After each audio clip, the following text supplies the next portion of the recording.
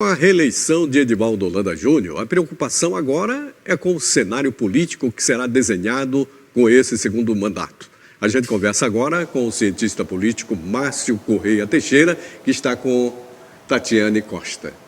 Edmilson, bom dia a todos. Pois é, o Edivaldo Holanda Júnior conseguiu aí mais 4 anos de mandato e o cientista político Márcio Correia Teixeira, vai conversar com a gente para a gente ver como é que fica esse cenário político e fazer uma análise também do resultado dessas eleições. Vamos começar falando sobre a quantidade, bom dia. Bom dia, Tatiana, bom dia. Da quantidade de abstenções, que foi um número alto, né? 106 mil abstenções, 8 mil votos brancos, 16 mil votos anulados. O que é que isso significa?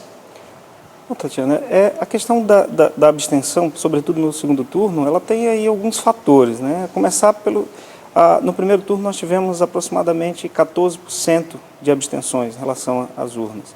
E isso reflete no segundo turno porque o número de candidatos é menor e você tem grupos que não participaram da coalizão para o segundo turno. De certa forma, esse recolhimento reflete, de fato, na participação do eleitorado. A gente tem também, a gente pode citar o exemplo do Rio de Janeiro, da cidade do Rio de Janeiro, que o número de abstenções foi maior, inclusive, do que o número de votos que o candidato eleito recebeu.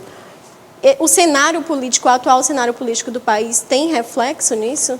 Com certeza, né? Hoje nós temos que reconhecer que há uma crise, do ponto de vista institucional, uma crise política, que reflete diretamente nas eleições, nesse processo eleitoral. Né? A Fundação Getúlio Vargas, né, tem acompanhado a credibilidade, a confiança da justiça brasileira e demonstrou ainda esse ano que os partidos políticos têm 6% de confiança.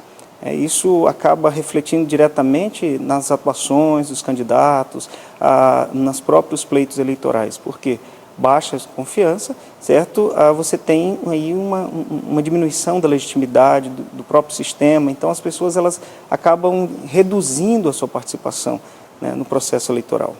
Falando um pouquinho sobre essa caminhada entre primeiro turno e segundo turno, Eduardo Braide saiu lá do 4º colocado do primeiro turno, já conseguiu ir para o segundo turno. No segundo turno ele já recebeu bem mais votos do que no primeiro. O que é que isso significa? O que é que essa escalada de Eduardo Braide representa? Bom, o Eduardo Braide ele foi, sem dúvida alguma, uma surpresa, né, nessas eleições municipais de São Luís. Nós tivemos, no primeiro momento, dois fatores, né, que conduziram o candidato no primeiro turno, do primeiro turno ao segundo turno. Primeiro, foi o seu bom desempenho com as próprias os debates, né, televisivos, a participação com mídia. Então, o primeiro fator essencial foi o bom desempenho do candidato no debate televisivo. E o segundo fator foi a boa utilização da mídia social. Então, esses dois fatores alavancaram o candidato. Isso, em contrapartida, né, me parece não foi percebido da mesma forma ou utilizado da mesma forma pelo candidato Edivaldo Holanda. Então, o prefeito não teve no primeiro turno, né, o desempenho que poderia ter em relação aos meios de comunicação, né, tendo participado apenas de um dos debates, e não utilizou, não explorou da forma apropriada, né, as redes sociais. De tal forma, isso acabou não lhe rendendo, né, o resultado melhor que poderia. Agora, Edivaldo Holanda tem mais 4 anos pela frente, um segundo mandato, com um país que está em crise econômica, crise política. Como isso deve influenciar nesse segundo mandato? O que se pode esperar de um segundo mandato do Edivaldo Holanda Júnior?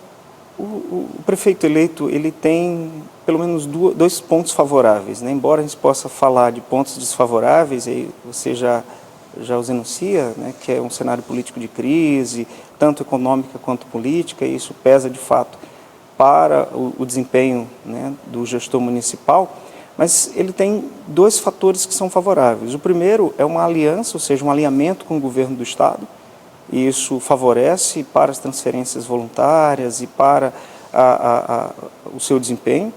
E o outro fator importante é que ele, ou seja, não o partido, mas a aliança, né, que o elegeu, hoje ocupa aproximadamente 18 cadeiras na Câmara de Vereadores, ou seja, mais da metade da Câmara de Vereadores, o que também pode lhe oferecer um certo, vamos dizer assim, um certo conforto, melhores condições para governar. Então, vamos ver se o prefeito ele consegue, né, utilizando desses pontos positivos, alavancar nesse segundo momento aí o seu governo.